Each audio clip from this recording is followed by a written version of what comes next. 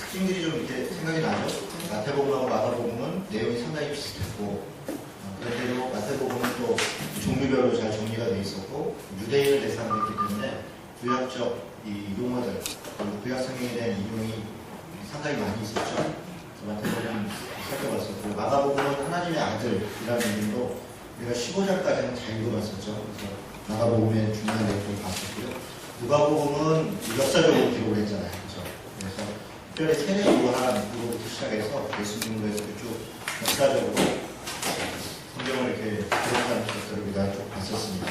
그리고 특별히 누가복음에서는 인간, 사람으로 오셨는데 종으로 오신 예수님, 유아인이든가 전사들이든가 또 환자들이든가 가난한 사람들, 고통받는 사람들, 이런 사람들과 이렇게 부지런히 대화하고 찾아다니셨던 그런 예수님의 모습을 봤습니다. 오늘 우리가 요한복음을 볼 텐데, 요한복음은 아까 방금 말씀드렸던 공관복음, 마태마가 누가복음과 관점이 좀 다릅니다.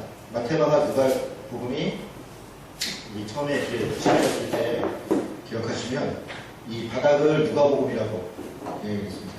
그 역사적 기록이고 또 내용을 좀 방대하게 기록해 있기 때문에, 그리고 이 두 기둥을 마태복음과 마가복음이라고 할 수 있고요.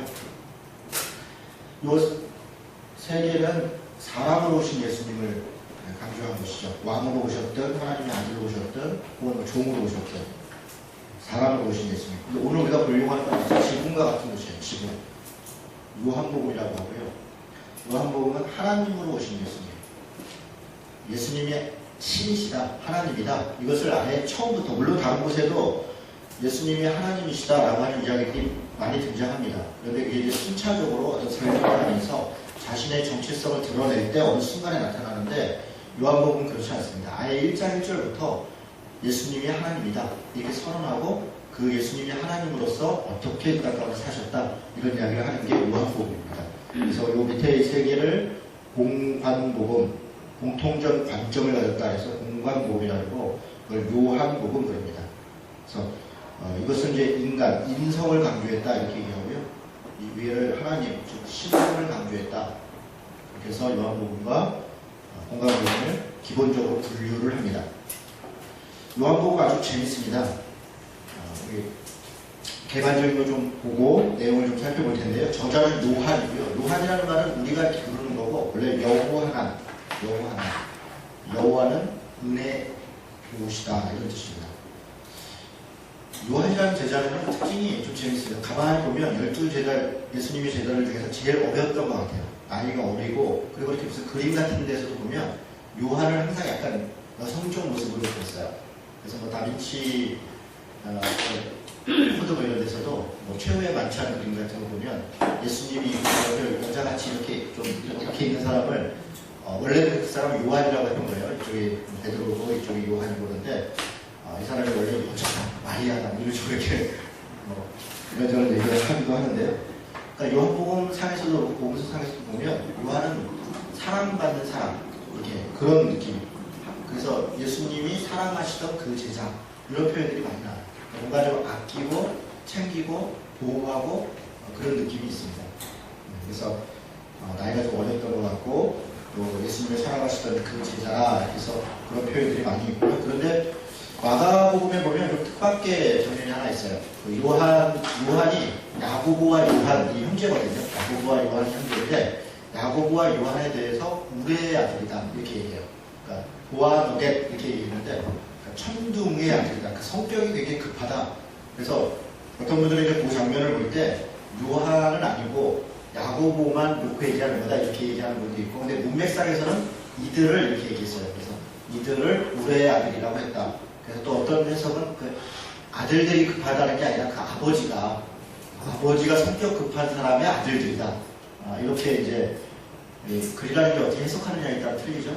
그래서 어쨌든 좀 처음에는 성격이 과격했을 수도 있다 이런 주장도 있고요. 뭐 그렇지 않다 뭐 이렇게 볼 수도 있겠습니다. 그래서 우레의 아들이다 이런 표현이 있습니다. 요한복음을 보면 요한이 굉장히 성실하다는 것을 알 수 있습니다. 왜냐하면 요한복음의 기록은 요한복음만 기록한 것들이 있는데, 예를 들면 니고데모가 밤중에 예수님을 찾아왔다. 그걸 요한이 기록을 하거든요. 그러니까 그 시간까지 요한은 그 예수님 곁에 있었던 거예요.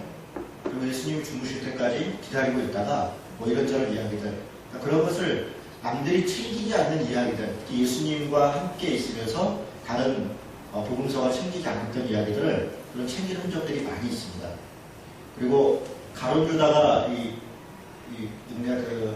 어떤 여인이 이제 그 향유를 이렇게 부으니까 가룟 유다가 뭐라고 그러냐면 그걸 가난한 사람한테 줬지 왜 낭비를 하냐 이랬을 때 요한이 뭐라고 하냐면 저는 돈을 훔치던 자니까 그 돈 생각해서 그런다 이러면서 가룟 유다를 이렇게 지적하는 장면이 나와요. 그거는 요한복음에만 나오는 장면인데 가룟 유다가 성품이 어땠고 어떤 행실을 했는지를 요한은 잘 알고 있었던 거예요. 평소부터.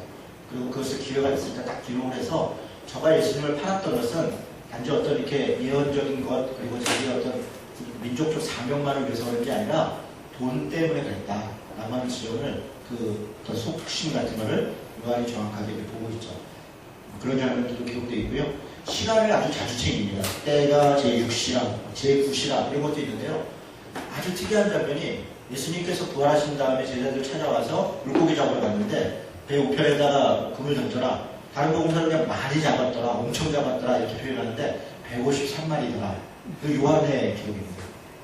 그거 적었나 모르겠어요. 적었으니까 네, 153마리더라. 여러분 모나미 볼펜 있으세요? 모나미 볼펜 153 써있는 그 분이 옛날에 그거 성경에서 153 이렇게 해서 했다 그러죠? 다녀보면 뭐 153 슈퍼도 있고요. 무슨 상전도 있고 미로담 났고 많이 잡고 싶어서 그렇게 했겠죠. 그래서 153마리더라 뭐 이런 표현들이 있고요. 그러니까 요한의 어떤 성격들이 나타나죠. 많은 제자들이 대부분 이 네로 황제 때 순교했습니다. 네로 황제 때는 대개 AD로 하면 62년에서 64년 뭐 이런 정도인데요. 그때 거의 대부분 순교했죠. 베드로도 그렇고 등등 뭐 또 AD 70년 그 어간에 대부분 다 순교했다고 봐도 과언이 아닙니다. 그런데 끝까지 살아남았던 사람이 요한이죠. 요한은 반모섬에 파트모스 섬에 유배를 당했고요. 그리고 마지막 요한계시록을 기록했는데 그때 나이를 아마 95세 정도 그 어간으로 봅니다. 그러니까 마지막까지 살아남았던 그런 사람이다. 네. 그리고 사도 중에서 가장 많은 성경을 썼다. 네. 사도 중에서죠. 사도 바울이 사실은 바울이 제일 많이 썼고 12사도를 얘기하는 겁니다. 원래 12사도 중에서 가장 많은 성경을 썼는데 요한복음 그리고 요한 1, 2, 3, 4 여러분 요한 1, 2, 3, 4가 2, 3, 4는 약간 뭐 내용이 독특한 내용이긴 한데 1서가 정말 중요한 책입니다. 이게 요한계시록을 빼고 성경의 결론 같은 책이 요한 1서예요. 결론이 뭐냐면 서로 사랑하라. 요한복음에도 새 계명을 너희에게 주노니 서로 사랑하라. 근데 이게 마태, 마가, 누가에는 없습니다. 그러니까 예수님께서 새로운 계명을 주셨다. 율법을 완성하셨고 그리고 예수님께서 그 율법을 완성함으로 인해서 율법을 조문으로가 아니라 우리가 믿음으로 성령을 따라 지킬 때 그때 예수님이 말씀하시는 계명이 뭐냐면 사랑이에요. 사실. 그러니까 모든 율법의 완성은 사랑이다. 그래서 요한의 신학을 사랑하기다. 그러니까 아가페 신학이다. 그렇게 표현하는 분들이 많습니다. 요한을 연구하는 신학자들은 요한의 신학을 사랑 신학이다. 그렇게 얘기를 하고 그것이 사실 성경의 결론이다. 이렇게 얘기합니다. 일리가 있습니다. 요한일서를 읽어보면 앞에 있는 높은 복음서나 또 서신서나 사도 바울이 이야기했던 여러 그리스도인으로서의 삶의 태도나 어떤 행동 이런 것들이 결국은 그게 사랑이라는 거죠. 사랑. 그래서 아주 잘 표현한 게 요한복음, 요한일서, 요한 2서도 그런 장면이 좀 있고요. 3서, 요한 1, 2, 3서, 그 요한계시록 이게요. 다 요한이 쓴 책으로 이렇게 이해합니다. 마지막까지 요한의 사명은 당시의 이단이라고 하면 이제 영지주의인데요. 그노시스파라 그러는데 소위 이제 이성주의자입니다. 오늘 우리가 이제 요한복음을 읽으면서 요한이 당시에 이성주의는 어디서부터 왔냐면 헬라 철학으로부터 온 겁니다. 헬라의 이렇게 분석적이고 그리고 이렇게 범신론적인 그런 철학으로 바탕으로 해서 인간의 이성이 중요하다. 그래서 신성적인 것과 이성적인 걸 나눠서 육체적인 것은 소홀히 여기고 소위 영적인 것, 이성적인 것을 고귀하게 여기면 소위 이원론이죠. 이런 그노시스즘, 케렌투스파 이런 용어를 쓰는데 전체적으로는 영지주의라고 하고요. 영지주의 안에 이런저런 파들이 있어요. 그러니까 소위 이성주의, 또 육체에 대해서는 소홀히 여기고 또 소위 영성주의 이런 것들이 그렇습한데 이런 부분에 대해서 요한이 당시 초대교회를 지켰던 그런 모습들이 있습니다. 조금 이따 제가 1장을 읽으면서 그 장면을 좀 살펴보도록 하겠습니다. 기록 시기는 AD 90년에서 95년. 그러니까 요한복음이 제일 늦게 쓰였다고 보이는 거죠. AD 90년이니까요. 요한복음이 상당히 늦게 쓰였고 요한복음 안에 예수님이 누구신가에 대한 공간복음에서 분명하게 이렇게 조금씩 언급하고 있지만 분명하게 정리하지 않은 부분을 따로 정리합니다. 그래서 공간복음과 요한복음 내용이 거의 겹치지 않습니다. 많이 겹쳐봐야 많이 보는 거는 40%까지 보고요. 적게 보면 10% 이런 정도밖에 겹치지 않습니다. 아주 독특한 구조를 가지고 있습니다. 하나님이신 예수님이고요. 기록 목적은 잠깐 보죠. 20장을 보겠습니다. 요한복음 20장. 요한복음 20장에 30절, 31절.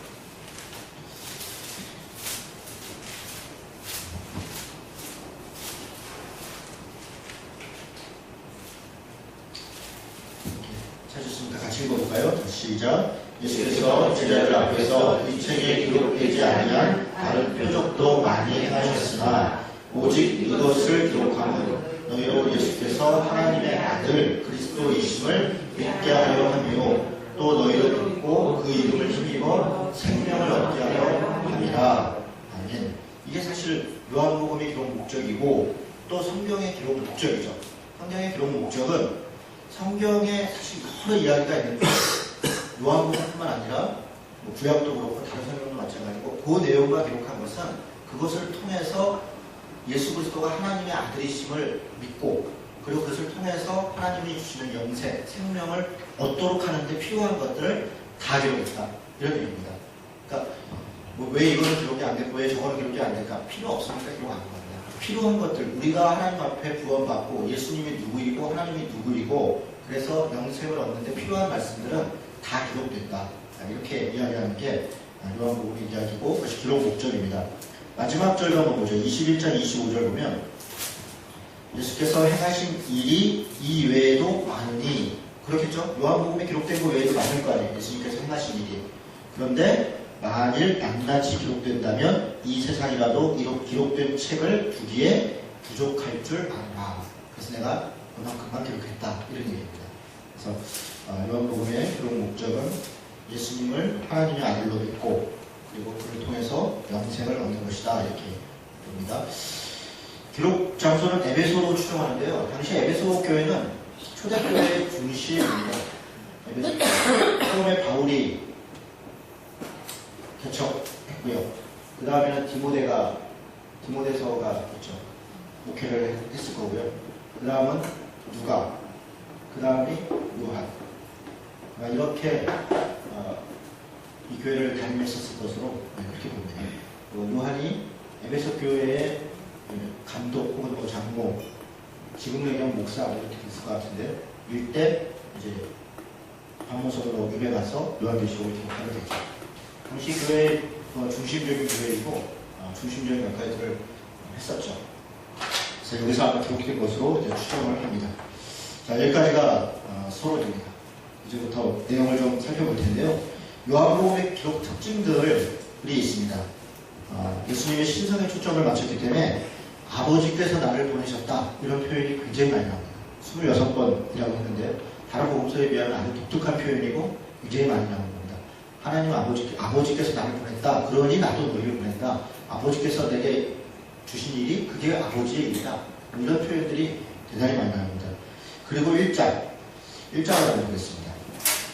제가 아까 뭐라고 말씀드렸냐면 1장부터 요한복음은 예수님이 하나님이다 이렇게 선언하고 시작한다고 했습니다. 그냥 우리가 이렇게 그냥 읽어보면 이 말씀은 사실 우리가 이해하는 바는 단순한 말씀입니다. 그 모습 뭐냐면 태초에 말씀이 있었고 이 말씀이 하나님과 함께 계셨는데 이 말씀이 곧 하나님이시니라. 그래서 하나님과 함께 예수님이 천지를 창조하실 때 만물을 창조하실 때 같이 있었나 보다. 그러다가 말씀이 육신이 되어 14절에 우리 가운데 임했구나. 그래서 우리가 그 임한 예수님을 믿으면 영접하면 12절에 보니까 그 이름을 믿는 자들에게 하나님의 자녀가 되는 권세를 주셨구나. 그래서 태초부터 계셨던 예수님을 지금 그가 성육신에서 오셨으니까 우리가 그를 믿으면 구원받는구나, 그런 얘기구나, 이렇게 이해가 되죠. 물론 그런 이야기입니다. 그런데 단순히 그 얘기가 아닙니다. 이 이야기 배경에는 당시에 있었던 영지주의적인 부분에 대한 논쟁이 있어요. 그리고 그 부분을 이렇게 정확하게 지적하면서 설명을 해나갑니다. 제가 하나씩 설명하겠습니다. 여러분들 태초에라는 말이 그 헬라어로는 아르케 이렇게 있습니다. 아르케. 그리고 말씀이 로고스 이렇게 있습니다. 그러니까 여기 이 1장 1절은 지금 뭐라고 얘기하는 거냐면 태초에 말씀이 계신다, 이 말은 아르케는 로고스니라 이렇게 얘기하는 거예요. 근데 이게 무슨 소리냐면 아르케라고 하는 게 이 근원이라는 거예요. 근원, 근본. 그래서 헬라 철학에서 아르케 논쟁이라는 유명한 철학이 논쟁이 있습니다. 그러니까 근원이 뭐냐? 근원이 불이다. 헤로도토스는 근원이 불이라 그랬다. 누구는 뭐 근원이 물이라 그랬다. 그러니까 근원이 뭐냐면 만물이 시작하는 그 근간, 뭔가 처음 시작한 게 있을 거 아니에요. 어떤 사람은 그리고 원자다, 어떤 사람은 그게 물이다, 어떤 사람은 불에서 시작됐다, 어떤 사람은 뭐 저쪽 우주 어디에서 생명체가 이 돌멩이 하나에 붙어가지고 꼬물꼬물 날아와서 수억 광년 동안 굶어 죽지도 않고 얼어 죽지도 않고 타 죽지도 않고 전능하게 오셔서 여기서 분화 해갖고 이런 생물이 생겼다. 이게 소위 천체 비례설이라는 거예요. 천문학에서 얘기하는. 거의 그걸 믿는 사람들은 하나님을 믿는 것보다 더 어려운 걸 믿는 거예요. 그걸 어떻게 믿죠? 저는 그걸 참 신기해하긴 해요. 그러니까 그렇게 근원이 뭐냐, 근본이 뭐냐라고 하는 게 당시 헬라 철학의 중요한 논쟁입니다. 아리스토텔레스는 이제 원인이라 해요. 제4원인. 뭐가 원인이냐? 제1자가 뭐냐? 이런 얘기가 있습니다. 그래서 근원이 뭐냐일 때 당시 헬라 철학의 결론은 뭐냐면 근원은 로고스다, 이게 결론이에요. 로고스가 뭐냐? 로고스는 이성이에요. 이성. 이거 플라톤적인 사고입니다. 그러니까 이거 로고스를 다시 헬라어로 하면 이게 이데아예요. 이데아가 있다. 뭔가 이성이 있다. 인간의 이성이 그 이성을 가진 것이 근원이다. 인간의 이성, 뭐 순환론으로 계속 들리면 뭐가 있는 것도 결국 인간으로부터 출발한 것이고 인간의 이성으로부터 뭔가 만들어진 것이다. 이런 얘기예요. 그런데 플라톤은 로고스가 이성이고 이데아가 있는데 얘는 그럼 어디서 왔냐? 얘는 이 로고스, 이데아가 아니라 로고스가 이 이성이 어디서 왔냐? 플라톤은 어떤 이데아라고 하는, 아이디어라고 하는 어떤 이상적인 뭔가가 있다. 거기로부터 어떤 빛이 비추어갖고 인간에게 빛이 비쳐서 인간이 이성을 갖게 됐고 그걸로부터 뭐가 이렇게 출발이 됐다. 이렇게 설명하는 게 플라톤의 이데아론입니다. 그리고 플라톤한테 이데아는 뭐냐? 이렇게 물어보면 그거는 모른다. 그거는 있다고 치자. 그러니까 뭔가 궁극적인 것이 있다. 궁극적 진리와 궁극적 원초가 있고 그것이 인간에게 빛을 비췄고 그것이 인간의 출발이다. 이게 플라톤의 설명이에요. 실제로. 그런데 우리는 이게 뭔지 알죠? 이게 하나님이다. 이렇게 되는 거죠. 하나님이다. 지금 요한이 그 얘기를 하는 거예요. 당시에 모든 사람들이 근간이 로고스다라고 하는 당시 헬라적 철학의 그 분위기가 그리스 로마를 지금 지배하고 있는 거예요. 근데 그곳에서 예수님이 하나님이라고 설명을 하는데 어떤 언어를 가지고 오냐면 당신들이 생각하는 그 로고스가 뭐냐? 이걸 내가 설명하겠다. 이렇게 접근한다는 거예요. 마치 사도행전에서 이 바울이 아테네 지역을 갔단 말이에요. 아테네 지역을 갔더니 이름 없는 신이라고 하는 것까지도 막 섬길 정도로 그렇게 종교심이 본사에 많더라. 그런데 그 이름 없는 신이라고 섬기는 게 누군지 내가 설명해 주겠다. 이러면서 그가 하나님이시다. 그리고 예수님이다. 이런 설명을 쭉 하는 장면이 있어요. 그게 사도행전 17장, 18장에 나오죠. 똑같이 바로 그런 식으로 요한이 당시 헬라 사람들이 모든 것의 근원이라고 생각했던 아르케, 그 로고스가 무엇인지 내가 설명하겠다 라고 하면서 1장 1절이 시작된다는 거예요. 태초에 로고스가 있느니라. 이 로고스는 하나님과 함께 계셨는데 이 로고스가 곧 하나님이다. 지금 요한은 어떤 문법을 쓰냐면요. 태초에, 그러니까 아르케는 로고스인데 로고스는 하나님과 함께 계셨는데, 그렇죠? 하나님과 함께 계셨는데 이 로고스가 곧 하나님이시다. 이렇게. 그러니까 아르케가 로고스고 로고스가 곧 하나님이다. 그리고 나서 그가 태초에 하나님과 함께 계셨고 만물이 그로 말미암아 지은 바 되었으니 지은 것이 하나도 그가 없이는 된 것이 없다. 로고스 없이는 된 것이 없다. 지금 이렇게 얘기하는 거예요. 그런데 로고스는 하나님이다 이렇게 놓고서 로고스와 하나님이 같은데 뭔가 좀 분리하면서 얘기를 해요. 로고스가 하나님과 함께 있어서 하나님인데 그 로고스가 없으면 아무것도 안 됐다. 그건 당시 헬라 사람들의 사고예요. 로고스를 통해서 뭔가가 만들어졌다. 뭐가 시작됐다. 그래 맞다. 그렇게 됐다. 이렇게 좀 설명을 하는 거예요. 그러면서 빛이 아니라 4절에 그 안에 생명이 있었다. 다시 얘기해서 이 로고스 안에 생명이 있었다. 로고스가 생명을 그 근원을 품고 있었다. 이해되시죠? 네, 지금 생명이 있었으니 이 생명이 뭐라 그래요? 사람들의 빛이라. 그러니까 빛이 비쳤다 그랬잖아. 이데아로부터 어떤 빛이 비쳐서 로고스, 인간에게 로고스가 있었고 그 로고스로부터 뭔가 근원이 됐다. 지금 그 얘기를 그대로 하는 거예요. 아르케는 로고스인데 로고스의 생명이 있었고 그 생명은 사람들의 빛이다. 빛이 어두움에 비쳤는데 어두움이 깨닫지 못했다. 하나님께로부터 보내심을 받은 사람이 있으니 그의 이름은 요한이라. 이제 요한이 하나님께로부터 불을 받아서 뭘 증거하냐면 이 빛에 대해서 증거했다. 이때 얘기하는 요한은 세례 요한입니다. 세례 요한이 빛에 대해서 빛이 왔다. 로고스가 왔다. 이데아가 비쳤다. 이런 얘기를 했는데 사람들이 알아듣지 않고 배척하고 버렸다 이런 얘기예요. 모든 사람이 자기로 말미암아 믿게 하려 함이라. 빛에 대해서 그는 이 빛이 아니었고 이 빛에 대하여 증언하러 온 자였다. 세례 요한이죠. 참빛 곧 세상에 와서 각 사람에게 비치는 빛이 있었는데 그가 세상에 계셨으며 세상은 그로 말미암아 지은 바 되었으니 세상이 그를 알지 못하였고 자기 땅에 오매 자기 백성이 영접하지 아니하였다. 세례 요한이 빛을 가르쳐줬는데 그가 이거다 얘기했는데 자기 백성들이 영접지 않았다는 거예요. 왜 영접하지 않았나? 3장을 한번 보세요. 3장 16절부터 이게 1장하고 3장이 사실 연결되어 있는 겁니다.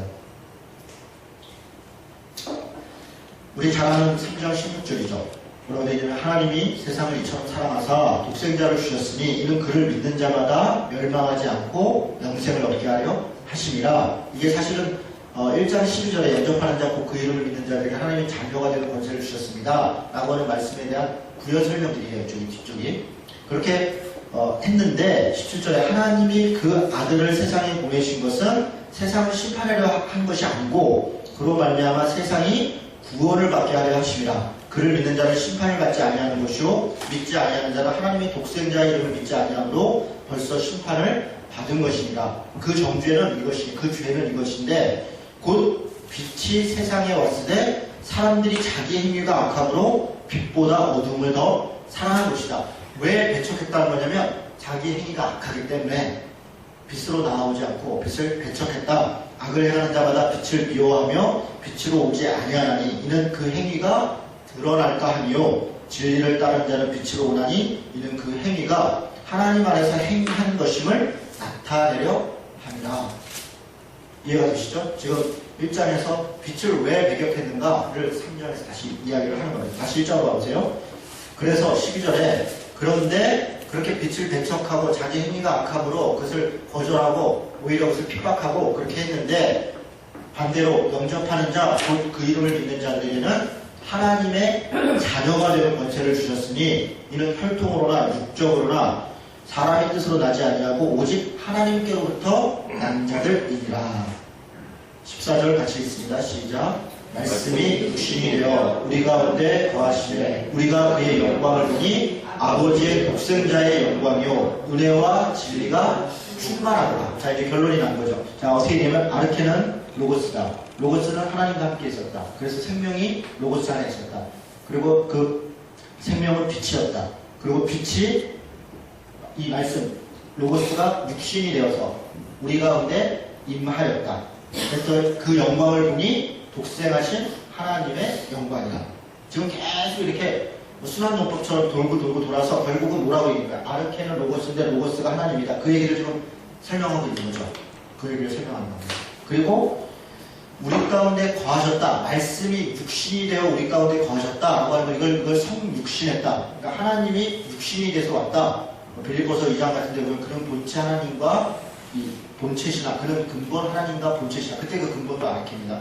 그는 근본 하나님과 본체셨는데 자기 그 본체됨을 취하지 아니하시고 인간의 육체로 오셨다. 이런 얘기가 빌립보서 2장의 설명인데요. 이렇게 임했다.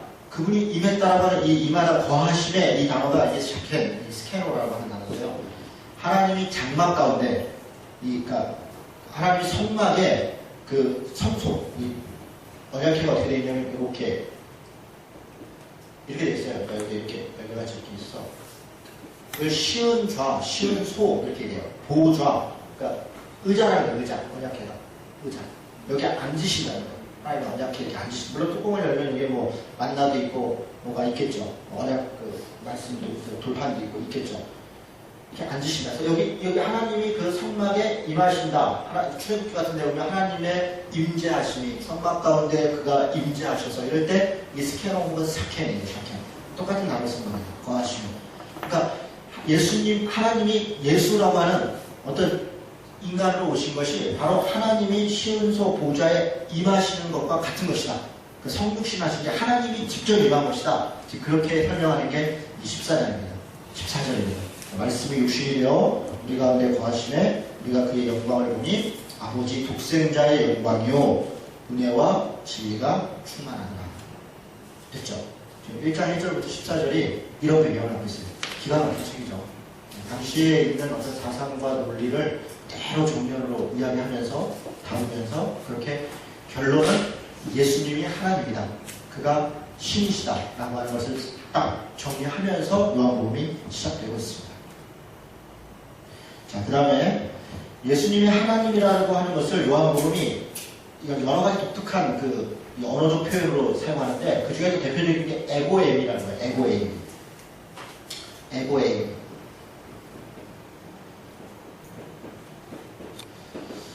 에고에임이는 그냥 이렇게 붙어있는 게 에고에임이 어쩌고 이렇게 있는데 사실 이거 우리말로 하면 그냥 나는 뭐뭇이다 이렇게. 나는 뭐뭇이다. 누구나 다 나는 뭐뭇이다라고 얘기를 하죠. 그런데 이 나는 뭐뭇이다라고 얘기했던 7가지를 보면요. 누구도 그렇게 얘기하기가 어렵습니다. 특별히 이 에고에이미는 뭘 번역한 거냐면 제가 이 얘기 몇 번 했던 것 같아요. 그죠? 출애굽기 3장 14절에 있는 나는 스스로 있는 자이다. 그러니까 모세가 떨기나무에 불 붙는 걸 보고 그 호렙산에서 하나님을 만나잖아요. 하나님께서 너가 가서 이스라엘 백성들을 출애굽시켜라. 누구가 보냈다고 할까요? 그랬더니 가서 스스로 있는 자가 보냈다고 해라.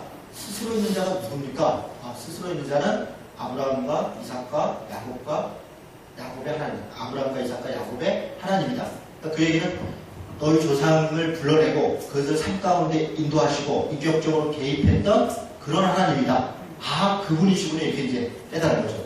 그때 그 스스로 있는 자라고 하는 출애굽기 3장 14절에 있는 그것을 에흐에 에세로 에흐에라고 해요. 에흐에. 제가 한글로 쓰죠. 왜 그럴까요? 못 쓰니까. 그리고 괜히 어설프게 썼다 철자 틀리면 또 민망할까봐. 에흐에세레예요. 영어로 하면 I am who I am인가요? I am who I am. 나는 나다. 이런 얘기. 이거를 그대로 헬라어로 번역한 거예요. 이 히브리어를 헬라어로 번역한 말이 에고에임입니다. 나는 나다. 근데 이렇게 이 말을 에고에임으로 번역해서 자기를 표현한 게 성경에 하나도 없어요. 딱 예수님의 용어였어요. 아무도 그 용어를 썼어요. 내가 나다라고 얘기할 수 있는 사람이 사실 없어요. 그리고 그냥 나는 누구다. 나는 내 손이 아빠다. 나는 누구 남편이다. 뭐 얘기할 수 있죠. 그러니까 아무 의미가 없죠. 아니 그게 뭐 제가 예수님 아빠인 게 뭐 예수님하고 우리 집에 의미가 있지만 인류 공연과 구원과 무슨 관계가 있어요. 근데 예수님은 뭐라고 얘기하면 나는 생명이다 이렇게. 누가 자기가 생명이다 이렇게 얘기할 수 있는 존재가 있냐고. 요즘 누가 내가 생명이다 이러면 미쳤다 그러는 거죠. 저런 정신머리가 그런 사람들이 많더라고요. 내가 누구세요? 얼빠진 사람들이 내가 길이다. 내가 진리다. 내가 선한 목자다. 내가 누구다. 이게 굉장히 어려워요. 내가 생명의 떡이다. 이런 이야기를 했다는 거예요. 예수님. 그 말은 내가 곧 하나님이다. 이런 얘기를 했다는 거예요. 그게 에고에임이라는 용어입니다.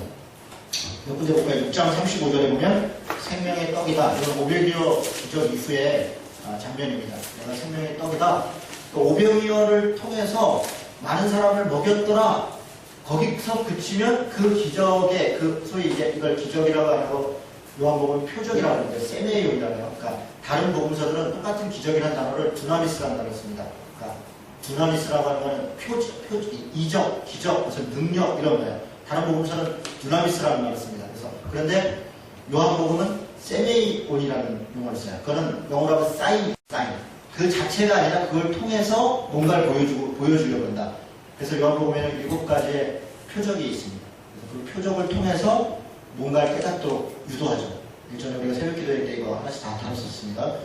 생명의 떡이다. 할 때는 오병이어의 기적을 통해서 예수님이 생명의 떡 되심을 깨달아라.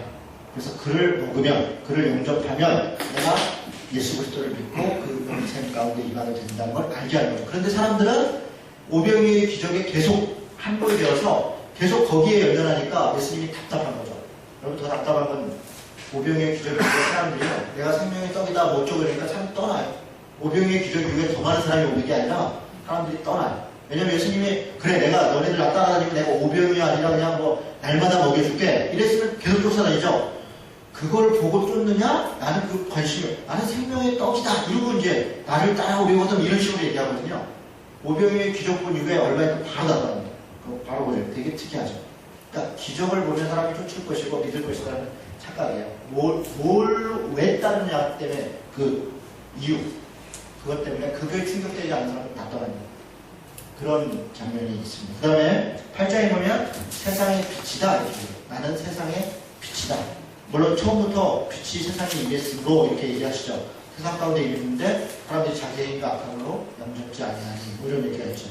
나는 세상의 빛이다. 10장에는 양의 문이다. 여러분 양의 문이라는 표현은 어떤 표현이냐면요. 예수님이 자신이 양의 문이라고 표현한 것은 목동들이 이제 뭐 이렇게 풀밭에다가 양들을 이렇게 해놓고 뭐 하면 늑대도 있고 이리도 있고 가끔 사자도 있고 호랑이는 없나 보죠.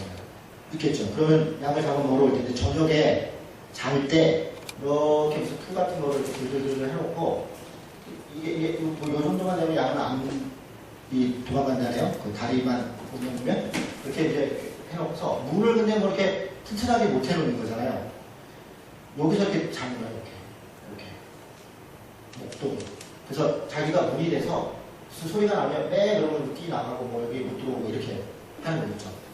그래서 양의 문이라고 하는 것은 이 양을 지키는 자기 생명을 걸고 지키는 존재다 라고 설명합니다. 누가 이걸 이렇게 설명할 수 있겠습니까?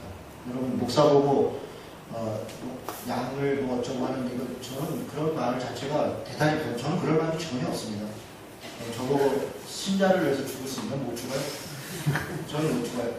저는 뭐 전혀 그럴 수 없고요. 우리 집 애 때문에 내가 죽을까 말까 고민을 한참 하는데 신자를 위해서 죽는다? 저는 못 죽습니다. 그러니까 목사 보고 내 목자가 돼서 이런 얘기 절대 하지 마시고요. 주님이 죽으셨으니까 그쪽 믿고 사시고 목자는 그냥 소관색이면 다행이다. 목사는 그런 정도로 생각하셔야지 무슨 목사가 저는 목사들이 내 양을 위해서 죽게 그런 얘기를 하면 제가 속으로 진짜 그럴까? 정말 안 그럴 것 같은데요. 저도 안 그럴 것 같거든요. 안 그럴 것 같으면 안 그래요. 절대 안 그러니까 저도 기대하지 마시고 우리 집 애가 뭐 해도 저는 뭐 별로 고민 한참 한다니까요. 그러니까 저는 그거 다 거짓말이라고 생각해요. 우리는 양의 문이 될 수 없습니다. 이건 주님이 그러신 것이고 그가 십자가를 지고 우리 위해 죽으셨다.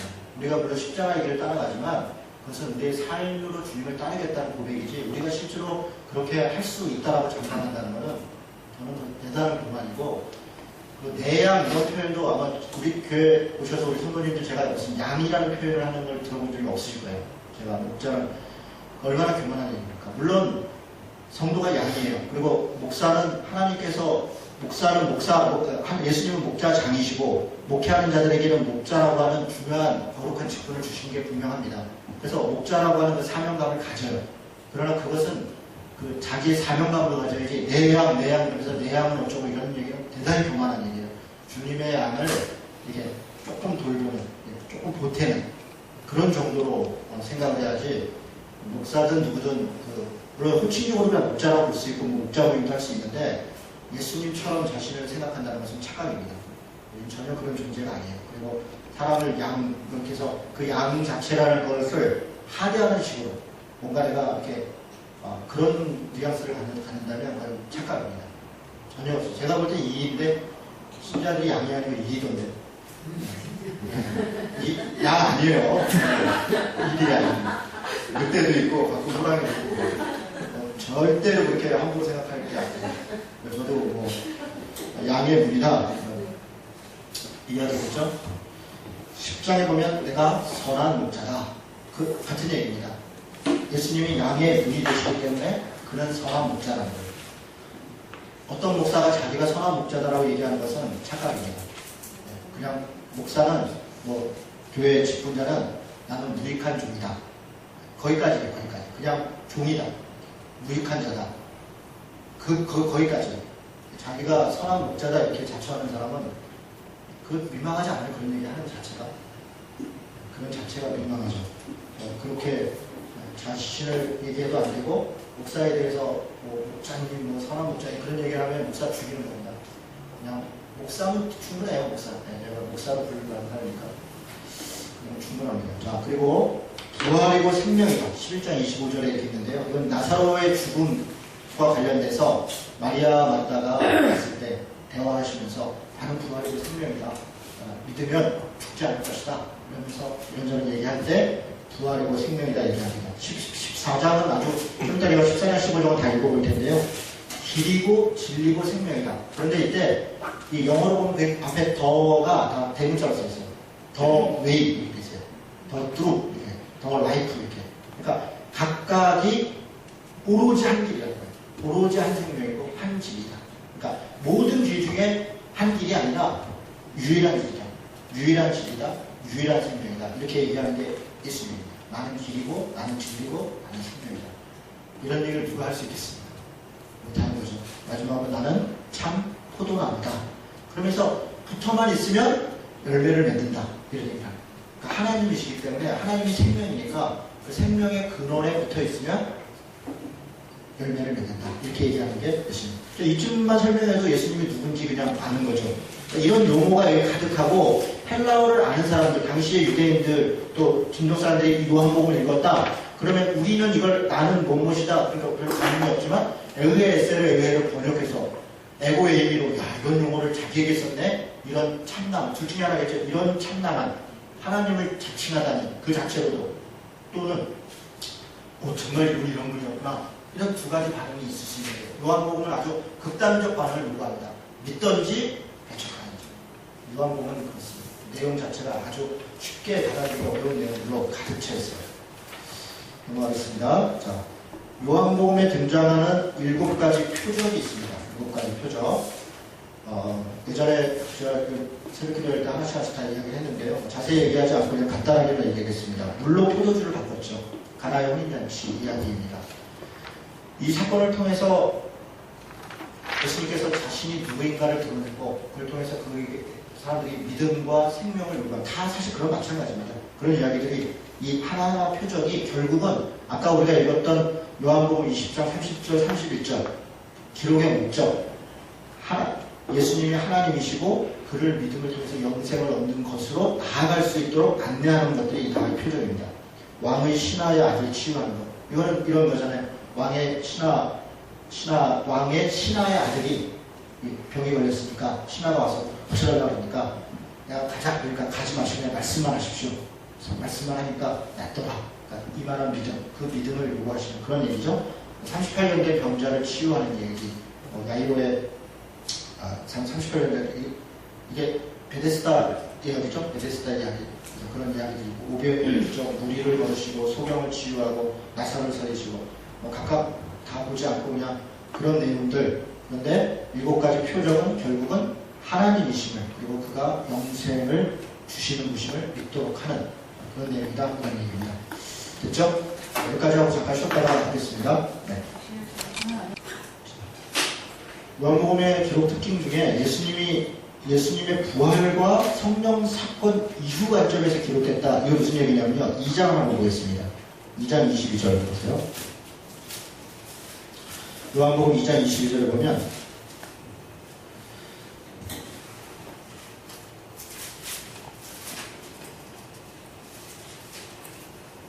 죽은 자 가운데서 살아나신 후에야 제자들이 이 말씀하신 것을 기억하고 성경과 예수께서 하신 말씀을 믿었더라. 이렇게 되어 있어요. 그렇죠?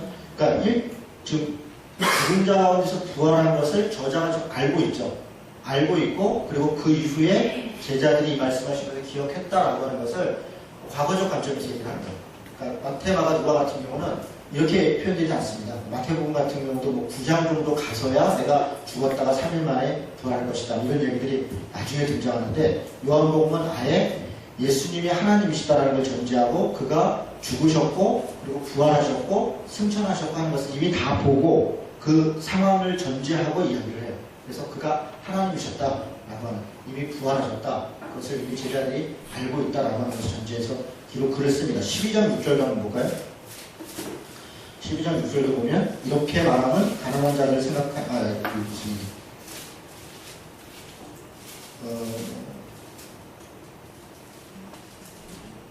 17절 12장 7절이네요. 예수께서 이르시되 그들을 가만두어라. 나의 장래할 날을 위하여 그것을 간직하게 하라. 가난한 자는 항상 너희와 함께 있거니와 나는 항상 있지 아니하니라 하시니라. 그래서 자신의 죽음에 대한 사건들, 뭐 그 앞뒤로 보면 이미 벌어졌던 사건들로 전제하고 이야기하는 장면이 있습니다. 14장 26절 같은 경우도 이 성령의 임하심, 뭐 이런 등등 이야기들을 지금 이 요한복음은 부활하고 강림하신 사건 이후 관점에서 기록을 하고 있습니다. 나머지 얘기들은 뭐 이렇게 참고로 보시면 좋겠고요. 유대의 절기와 관련해서 예수님 사건을 소개하는 거, 6월절, 안식일, 초막절, 수전절. 수전절은 우리 중간 살 때 한번 봤었죠. 예루살렘 성전을 회복했을 때 하시기니 그것을 기념하는 날. 아마 요한복음에 거의 유일하게 나와 있는 내용 중에 하나일 겁니다.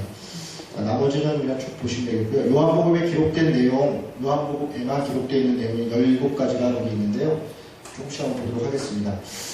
그 중에서 뭐 대체적으로 이건 꼭 살펴보지 않아도 될 것 같고 갈릴리 가나 혼인잔치 얘기는 알죠? 예, 이 얘기는 대체적으로 다 아니까 그냥 이게 아마 물이 포도주로 바뀌었다. 그러니까 물이 포도주로 바뀐 걸 사물의 질이 바뀐 것이잖아요. 사물의 질이 달라지고 그리고 좀 나중에 보면 이제 오병이어 같은 건 양이 달라지고 또 왕의 신하를 고친 것은 이곳에서 이야기했는데 저쪽의 공간에서 공간을 초월하고 그러니까 질이 바뀌고 시간이 바뀌고 공간을 초월하고 무슨 얘기냐면 그가 하나님이시다. 네, 그런 이야기를 하는 거죠.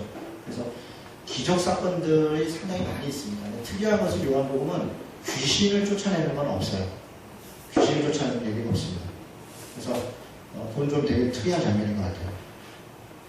아마도 그 공간복음서는 인간으로 오신 예수님이시니까 인간 사회 속에서 귀신의 역사함들을 개입하시는 분들이 있는데 하나님이신 예수님을 이야기할 때 귀신이 뭐 대적하고 뭐 귀신을 별로 그럴 필요가 없었던 거 아닌가 그런 관점에서 그런 게 아닐까 그렇게 추정을 합니다.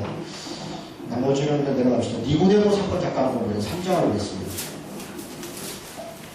3장에 보면 여기 이제 한 가지 오해하지 말아야 될 게 하나 있어서 좀 설명을 합니다. 밤중에 니고데모가 찾아와요. 이 사람은 바리새인이었고 유대인의 지도자예요. 랍비죠. 선생이죠. 그런데 그가 와서 뭐라고 얘기하냐면 이 당신이 행하는 표적 뭐 아무나 할 수 없는 것이다. 대단한 분이다. 이런 얘기예요. 근데 예수께서 3절에 예수께서 대답하여 이르시되 진실로 진실로 내게 이르노니 사람이 거듭나지 아니하면 하나님 나라를 볼 수 없느니라.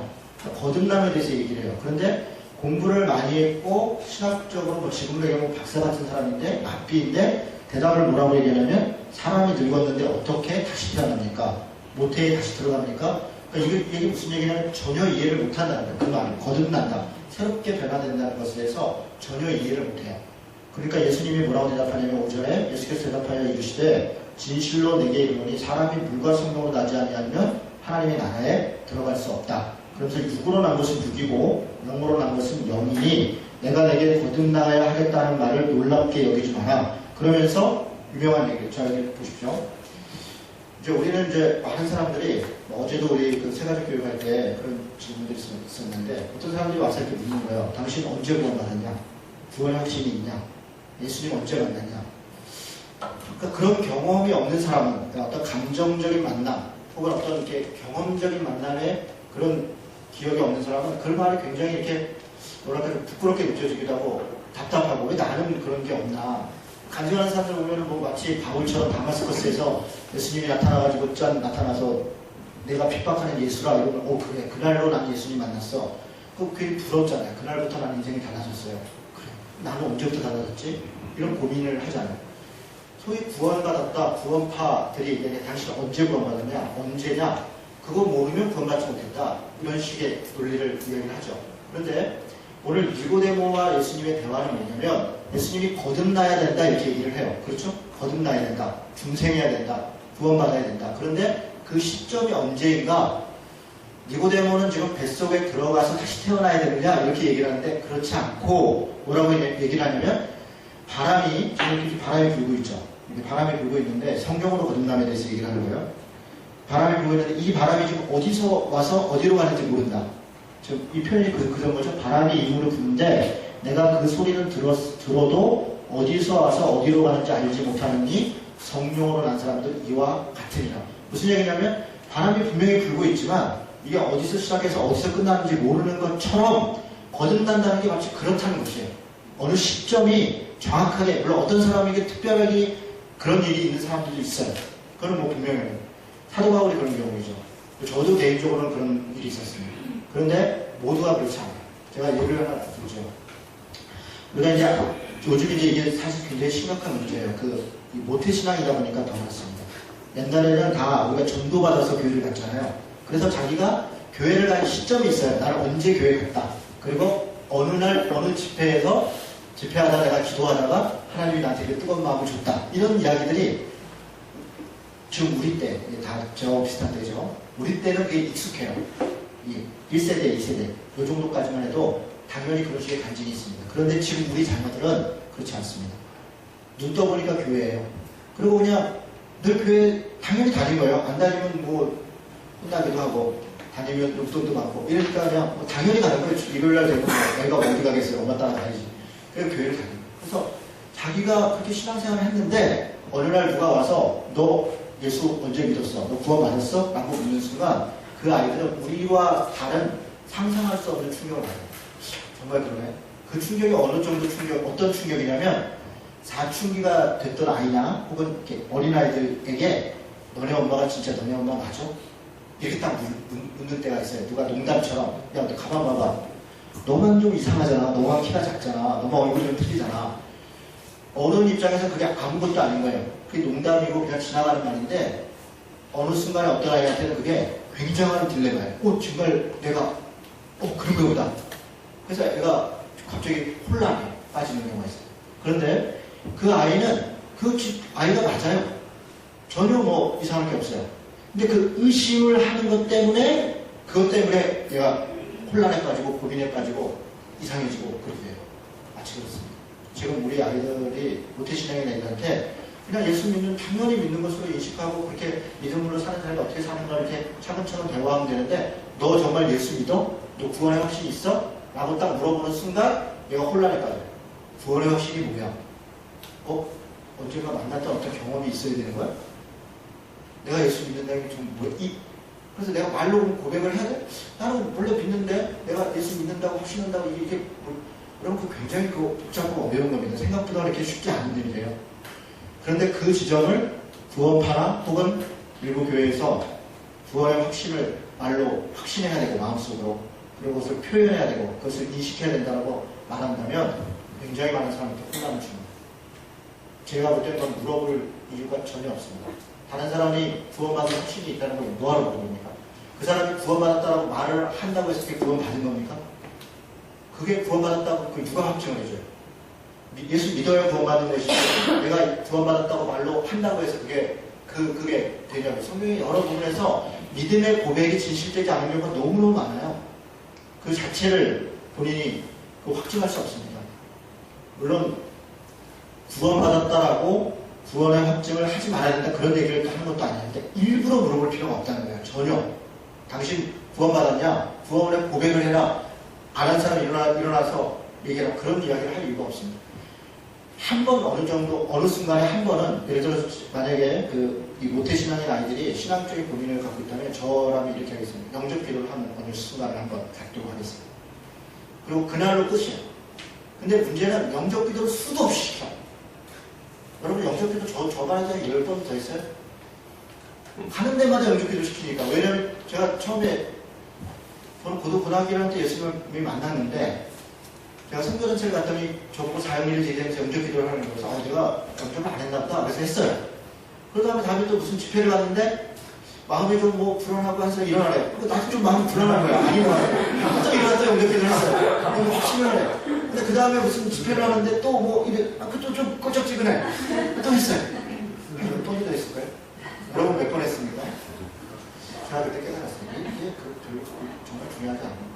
사실은 딱 한 번의 시점이 어떤 시점, 정말 불안한 친구도 있으면 딱 한 번의 시점. 그래서 그것을 구체적으로 주님을 내가 영접하겠습니다라고 한 순간으로 딱 끝내고 그 다음부터는 그것을 다시 의심하도록 해서는 안 됩니다.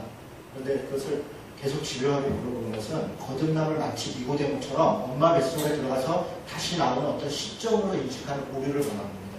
성령으로 난 것은 어디서 가서 어디로 가는 것처럼 마치 이와 같으니라.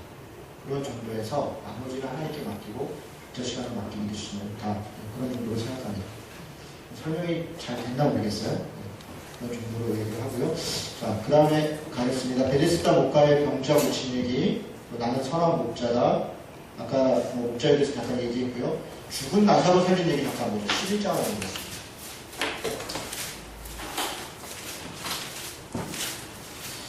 여러분, 이 죽은 나사로를 살릴 때 이 장면에서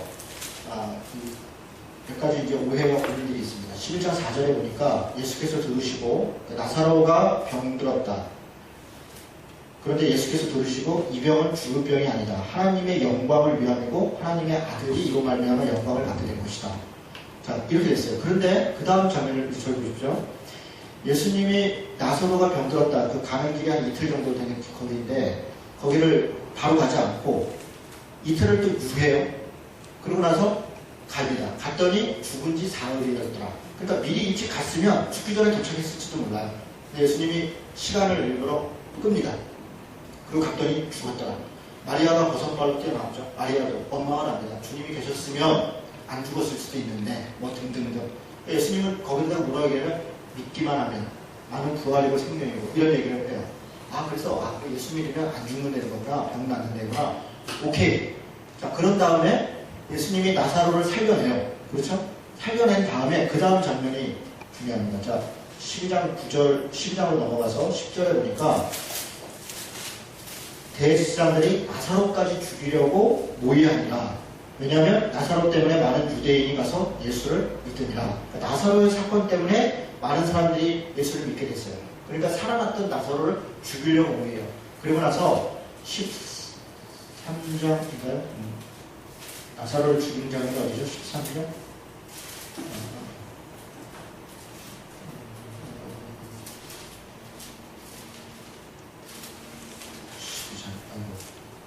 생각이 안 나네. 생각 안 나면 안 하면 되는데 괜히 돼서 나사로가 그 다음에 죽어요. 그 이후에 이제 죽었더라 뭐 이거 끝나요. 자, 제가 무슨 얘기를 하고 싶었냐면 나사로가 살아났어요. 근데 그 사건에서 우리는 나사로가 살아난 것에 집중을 해요. 죽은 사람이 살아나는구나. 그런데 실제로 그 장면에서 집중해야 될 것은 하나님이 살리셨다는 거예요. 하나님이 살리셨다. 그리고 나사로는 그 다음에 없어요. 등장하는 게 없어요. 그냥 그리고 죽었더라. 끝이에요. 우리는 살아난 사람이 살아나서 뭔가 영광스러운 삶을 살고 뭔가 대단한 일을 하고 그래서 그 사람은 살아날 가치가 있다라고 생각해서 그가 살았을 것이다 생각하지만 실제로 나사로는 살아났다 그리고 죽었다 그리고 끝이에요. 예수님이 뭔가를 위해서 그를 살리셨다. 그리고 그 뭔가를 위한 표적은 그것을 통해서 하나님을 믿고 영생을 얻도록 하는 것. 그것이 끝입니다. 그런데 우리는 누군가가 병이 들고 어려움이 있으면 죽음이 있으면 예수 믿으면 병 난다. 예수님 믿으면 살아난다. 그래서 살아났어요. 그 다음에 그리고 또 죽었더라. 그 다음에 죽은 거는 어떻게 합니까? 살아날 때는 하나님의 능력으로 살았어요. 그 다음에 죽은 것은 하나님의 능력이 없어서 죽었나요? 그런 게 아니라는 거예요. 그러니까 기적과 무슨 이적이 일어나고 병이 낫고 하는 것은 그냥 하나님께 맡겨져 있는 것이지 그 자체가 그걸로 인해서 하나님의 어떤 평가가 달라지거나 어떤 것이 그것이 아니라는 거예요. 그러니까 낫게 하면 하나님의 능력이 있는 것이고 내가 믿음이 있는 것이고 낫지 않으면 내가 믿음이 없는 것이고 하나님의 능력이 없는 것이다 라고 생각하는 것은 철저히 나 중심적이라는 거예요. 여러분 이 여러 기적들 요한복음에서 이야기하는 기적들이 사실 다 그런 식입니다. 근데 우리는 하나님이 무언가를 해서 무엇을 알게 하기를 원하는가에 집중하지 않고 그 사람의 입장에서 하는 거예요. 그리고 그렇게 된 것이 하나님이 그렇게 했기 때문에 하나님이 이렇게 된다는 거예요. 설명이 잘 됐나 모르겠어요. 이해가 되시죠? 그런 정도로 얼마 전 어저께 김병년 목사라고요. 그 활동하시는 목사님인데 부인이 반씩 웃으세요. 그러니까 침상에 누워 목회를 시작하면서 쓰러지셔갖고 지금 7년 정도 목회하는데 제가 예전에 교회 있을 때 같이 있었던 목사님인데 아주 훌륭한 분이세요. 그분이 이제 페이스북에다 글을 올렸는데 제가 보면서 진짜 눈물이 났어요. 마음이 너무 아프더라고요. 그 부인이 이제 딱 쓰러지니까 많은 사람들이 와서 뭐라고 얘기를 하냐면 내가 환상 가운데 갔는데 사모님 일어났다. 기도하고 믿음으로 기도하면 납니다. 다 와서 그런가. 뭐 안 난다는 사람 한 사람도 없고 다 난다는 거예요. 특별히 그 장로님이 권사님이신데 뭐 날마다 기도하시는 거예요. 그 기도하는 거예요. 그런데 7년이 지났는데 여전히 낫지 않고 그런데 그분은 아주 그분이 그걸 책도 썼어요. 김병민 목사라고 부인의 투병기를 그 유명한 책이죠. 책 이름이 생각이 안 나는데 정말 좋은 책이에요. 그런데 그날 뭐라고 썼냐면 나는 이제 예수 믿으면 병 낫는다는 소리만 들어도 화가 난다. 그날도 누가 연세 얘기를 했나 봐요. 그러면서 이렇게 얘기하는 거죠. 기도 열심히 했다. 그냥 다 난다 그랬다. 장모님도 누구보다 열심히 기도했다. 그러면 안 낫지 않았을까? 하나님이 안 계시던가 하나님의 능력이 없던가 우리가 잘못 구했던가 셋 중에 하나일 거 아니냐. 내가 볼 땐 잘못 구한 것이다. 왜 모든 사람이 다 나야 되는가? 나한테 더 이상 난다는 얘기 하지 마. 그래서 이제 그날 자기가 그런 얘기를 듣고 더 눈물을 나고 고통스러웠던 얘기를 오히려 그들의 말 때문에 고통스러운 거예요. 자기 아내가 쓰러져 있는 것 때문에 고통스러운 게 아니라 자기는 충분히 행복한 거예요. 아내를 돌보면서 그걸로 인해서 그 감사함들을 책으로 쓰고 그런 게 정말 감동이에요. 은혜가 돼요. 정말 그분의 목회가 정말 훌륭하고 너무 압니다. 그 자체를 감당하는. 저는 그분이야말로 정말 예수님의 제자다. 제가 아주 존경하고 좋아하는 목사입니다. 그런데 사람들이 와서 늘 하는 말이 나야 되고 잘 돼야 되고 그게 2번 죽이는 거 아니에요? 3번 죽이는 거 아니에요?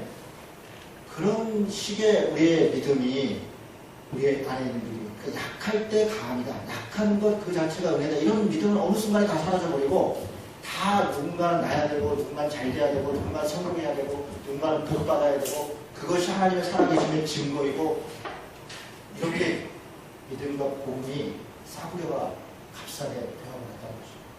제가 참 안타깝고 속상해요. 자족은 있을 수가 없어요. 자족하면서 살면 안 되나요 정말? 물론 아주 가난하고 정말 너무 세상 없는 사람한테 그런 얘기하면 그게 원래 정죄가 될 수 있겠죠.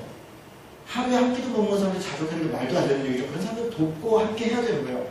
하루 3끼 잘 먹고 멀쩡하게 다니는 사람들이 뭐 그렇게 자족하지 못해서 돈하고 건강하고 장수하고 성공하는지 솔직히 양심을 손을 얹고 한번 생각해보세요. 우리가 이 정도면 충분하지 않아요?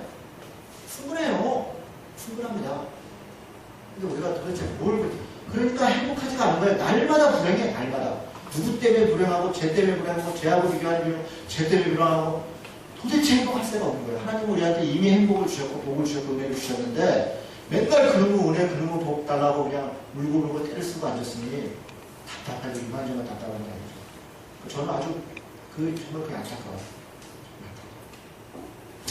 그렇습니다. 네. 그래서 그냥 또 쓸데없는 얘기 많이 했습니다. 자, 14장, 15장만 보고서 마치고 14장부터 보겠습니다.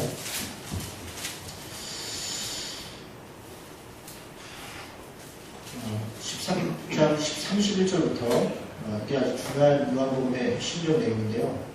예수께서 이르시되 지금 인자가 영광을 받았고 하나님도 인자로 말미암아 영광을 받으셨도다. 만일 하나님이 그로 말미암아 영광을 받으셨으면 하나님도 자기로 말미암아 그에게 영광을 주시리니 곧 주시리라. 작은 자들아 내가 아직 잠시 너희와 함께 있겠노라. 너희가 나를 찾을 것이나. 13장 33절입니다. 일찍이 내가 유대인들에게 너희는 내가 가는 곳에 올 수 없다고 말한 것과 같이 지금 너희에게도 이르노라. 지금 주님이 이제 내가 갈 거다 라고 얘기하면서 명령을 합니다. 34, 35절 같이 읽겠습니다. 새 계명을 너희에게 주노니 서로 사랑하라. 내가 너희를 사랑한 것 같이 너희도 서로 사랑하라. 너희가 서로 사랑하면 이로써 모든 사람이 너희가 내 제자인 줄 알리라. 이거죠. 누가 내 제자인 줄 알까? 누가 그리스도인 줄 아는가? 서로 사랑하면. 서로 사랑하면. 뭐가 잘 되면, 뭐가 병이 나면, 뭐가 일어나면 이 아니라 서로 사랑하면. 서로 사랑하면 내 제자인 줄 알리라. 저는 이 말씀이 우리가 지켜야 될 마지막 계명. 사랑하지 않으면 예수 믿는 사람이 사랑하지 않는다는 건 정말 불가능한 거예요. 있을 수 없는 겁니다. 그 교회에 그래서 사랑을 얘기하는 거죠. 사랑을. 서로 사랑하게. 네, 그 정도 얘기하겠습니다. 14장 1절부터 읽겠습니다. 너희는 마음에 근심하지 말라. 하나님을 믿으니 또 나를 믿으라. 내 아버지 집에 거할 곳이 많도다. 그렇지 않으면 너희에게 이르시되 내가 너희를 위하여 거처를 예비하러 가노니 가서 너희를 위하여 거처를 예비하면 내가 다시 와서 너희를 내게로 영접하여 나 있는 곳에 너희도 있게 하리라. 내가 어디로 가든지 그 길을 너희가 아느니라. 6절부터 예수께서 이르시되 내가 곧 길이고 진리요 생명이니 나로 말미암지 않고는 아버지께로 올 자가 없느니라. 너희가 나를 알았더라면 내 아버지도 알았으리로다. 이제부터는 너희가 그를 알았고 또한 보았느니라. 12절부터 내가 진실로 너희에게 이르노니 나를 믿는 자는 내가 하는 일을 그도 할 것이요 또한 그보다 큰 일도 하리니. 여러분 이때 이 내가 하는 일, 큰 일, 이 일이 뭘까요? 사실 이 일이 앞에서부터 문맥에서 보면 사랑하는 거예요. 사랑하는 거. 예수님이 사랑한 것처럼 너희들도 더 큰 사랑할 수 있을 것이다. 그렇게 사랑하며 산다. 사실 그 얘기를 하는 것입니다. 너희가 내 이름을 무엇이든 구하든지 내가 행하리니 이는 아버지로 하여금 아들로 말미암아 영광을 받으시게 하려 함이라. 내 이름으로 무엇이든지 내게 구하면 내가 행하리라. 너희가 나를 사랑하면 나의 계명을 지키리라. 그러니까 뭘 구하라는 거냐면 사실 사랑을 구하라는 거예요. 사랑을 행하라는 겁니다. 내가 아버지께 구하겠으니 그가 또 다른 보혜사를 너희에게 주사 영원토록 너희와 함께 있게 하리니 그는 진리의 영이라. 세상은 능히 그를 받지 못하느니 이는 그를 보지도 못하고 알지도 못하니라. 그러나 너희는 그를 아나니 그는 너희와 함께 거하시며 또 너희 속에 계시느니라. 내가 너희를 고아와 같이 버려두지 아니하고 너희에게로 오리라. 조금 있으면 세상은 나를 다시 보지 못할 것이로되 너희는 나를 보리니 이는 내가 살아있고 너희도 살아있겠습니다. 그날에는 내가 아버지 안에 너희가 내 안에 내가 너희 안에 있는 것을 너희가 알리라. 나의 계명을 지키는 자라야 나를 사랑하는 자니 나를 사랑하는 자는 내 아버지께 사랑을 받을 것이요 나도 그를 사랑하여 그에게 나를 나타낸다. 사랑에 대한 이야기를 쭉 하신 거죠. 15장에 나는 참 포도나무고 내 아버지는 농부라 이러면서 4절에 보니까 내 안에 거하라. 나도 너희 안에 거하리라. 포도나무에 가지가 붙어있지 아니하면 스스로 열매를 맺을 수 없음같이 너희도 내 안에 있지 아니하면 그러하리라. 이러면서 10절에 내가 아버지의 계명을 지켜 그의 사랑 안에 거하는 것 같이 너희도 내 계명을 지키면 내 사랑 안에 거하리라. 다시 얘기해서 포도나무 가지가 포도나무에 붙어서 맺는 열매가 뭐라는 거예요? 사랑이 나는 거예요. 그러니까 이 13장부터 14장, 15장이 계속 얘기하는 거 구하라, 주겠다, 그리고 뭐 간구해라, 또 붙어있어라, 열매를 맺을 것이다, 내 일을 할 것이다. 이게 사실 다 사랑이에요. 사랑.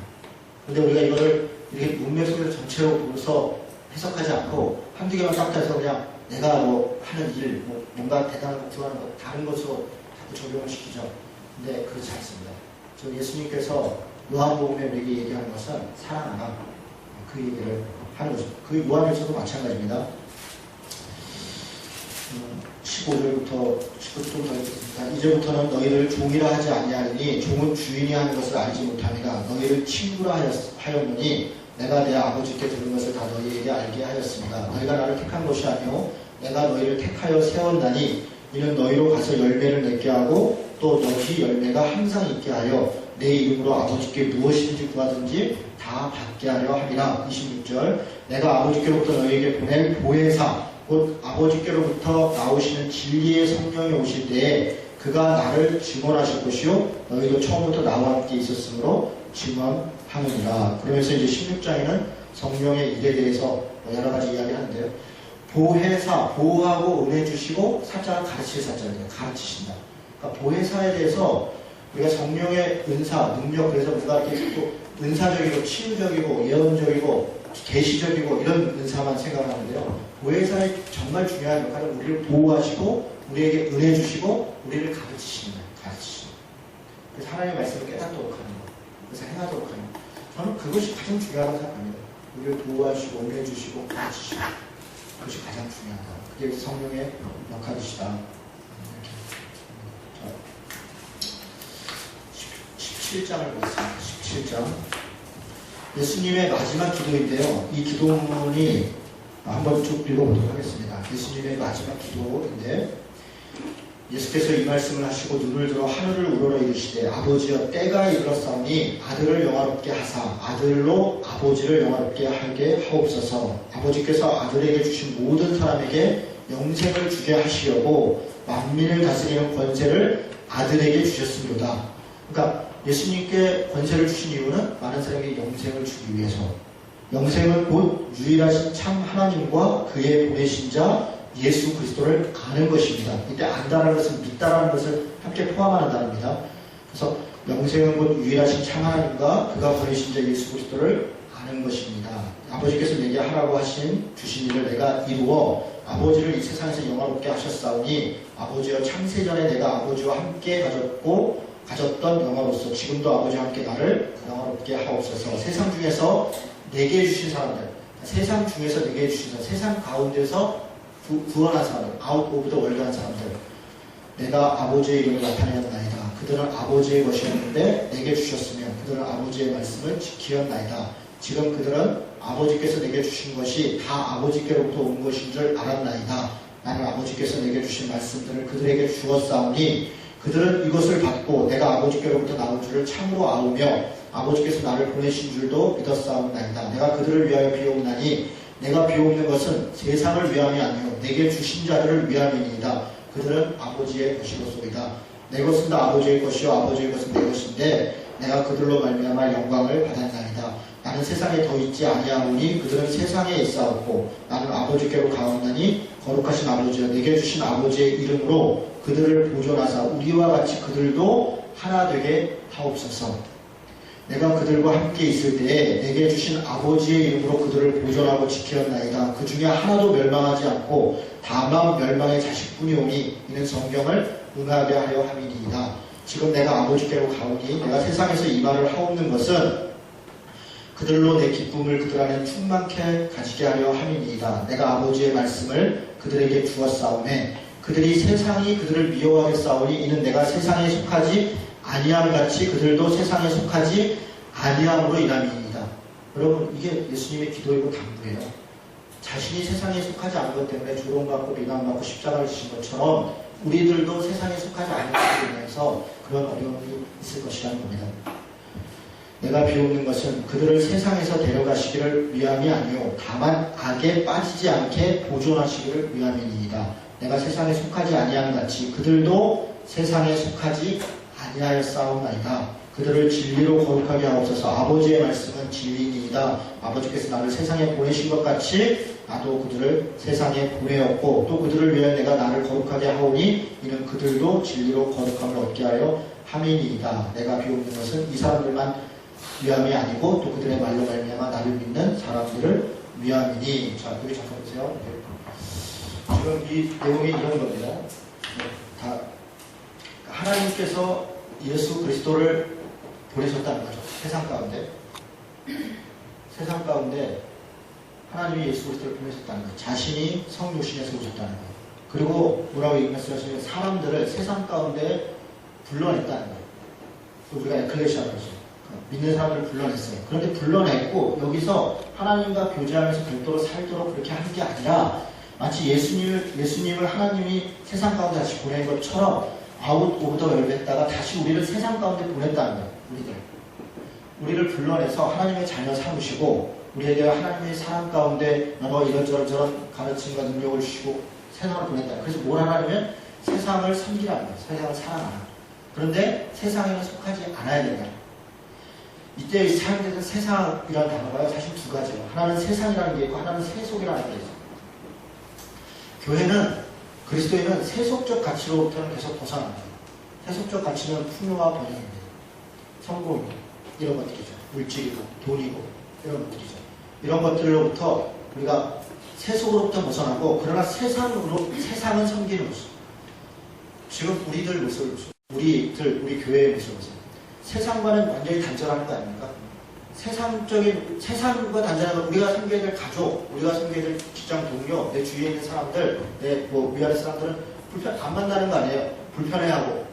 그런데 세상과는 단절하고 세속적 가치는 교회로 가지고 온 거 아닙니까?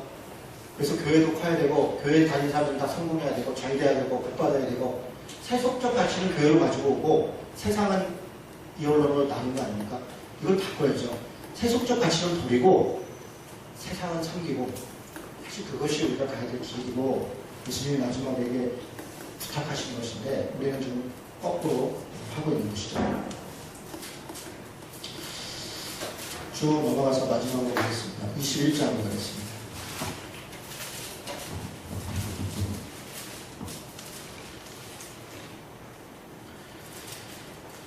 예수님께서 부활하신 다음에 베드로에게 나타나시죠. 재밌는 장면이 몇 장면이 있습니다. 15절부터 보니까 뭘 다 알죠. 요한의 아들 시몬아, 누가 나를 사랑하느냐. 어린 양을 먹여라. 내 양을 쳐라. 내 양을 먹여라. 이렇게 얘기하셨죠. 그리고 18절에 뭐라고 얘기하냐면, 내가 진실로 진실로 내게 이르노니 내가 젊어서는 스스로 띠띠우고 원하는 곳을 다녔거니와 늙어서는 내 팔을 벌리리니 남이 내게 띠띠우고 원하지 아니하는 곳으로 데려가리라. 여러분, 이 말이 물론 베드로가 젊어서 자기 마음대로 성격 있게 살았다. 그리고 나이 들어서는 이제 커바스 도미네, 주여 어디로 가시나니까, 그리고 나중에 죽을 것이다. 그걸 예언한 것이다. 뭐 그렇게 볼 수 있습니다. 근데 단지 그것만이 아닙니다. 이것은 예수님을 진정으로 하나님인 것을 깨닫기 이전에는 우리가 우리의 관점으로, 세속적인 관점으로 그냥 우리 마음대로 신앙생활을 하는 거예요. 근데 예수님이 누구신가, 그리고 내게 정말 원하는 게 무엇인가를 알면 어떻게 자세가 되면 내 팔을 벌리고 스스로 죽음의 길을 가는, 그 십자가의 길을 가는 것이에요. 우리의 삶이 그런 것이라는 거예요. 예수 믿기 전이나 예수 믿은 후나 신앙을 깨달은 거나 그냥 다르지 않고 세속적 가치로 살아가는 게 아니라 관점과 가치가 달라진 삶을 살아간다는 거죠. 그건 불편한 삶입니다. 내가 나를 위해서 살아가는 게 아니라 다른 사람을 위해서 살아가는 것이고, 하나님을 위해서 살아가는 것이고, 그리스도를 위해서 살아가는 것이죠. 그런 삶을 살아가는 것이 그렇게 달라진다는 거예요. 그게 양을 치고 양을 먹이고 양을 돌보는 삶이라는 그런 삶으로 바뀌어간다, 그런 것이죠. 이 말씀하시고 베드로가 어떤 죽음으로 영광을 돌릴까지 얘기했는데, 날 따라라 그랬더니 21절에 보니까 베드로가 옆에 있는 사람 보고서 얘는 어떻게 됩니까? 그랬다는 거죠. 예수께서 대답하시되, 그를 머물게 하고자 할지라도 내가 무슨 상관이냐? 너는 나를 따라. 저는 이 말씀이 참 저한테 굉장히 의미 있게 다가왔었어요. 그 사람 어떻게, 우리 계속 항상 저 사람은 어떻게 해요? 쟤는 어떻게 해요? 이거에 우리가 그것만 자유로워도 정말 살 것 같아요. 그냥 상관하지 말고 너는 날 따라. 너는 날 따라. 너는 날 따라.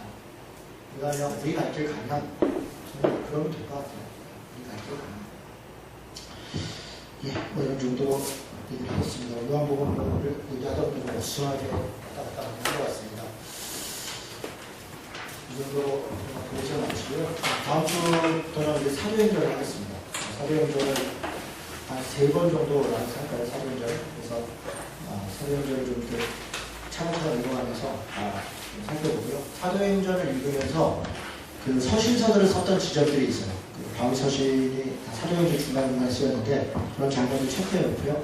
사도행전 끝난 이후에 바로 서신서로 들어가서 바울 서신을 다 정리해서 진행을 하도록 하겠습니다. 혹시 질문하시거나 하실 말씀 있으세요?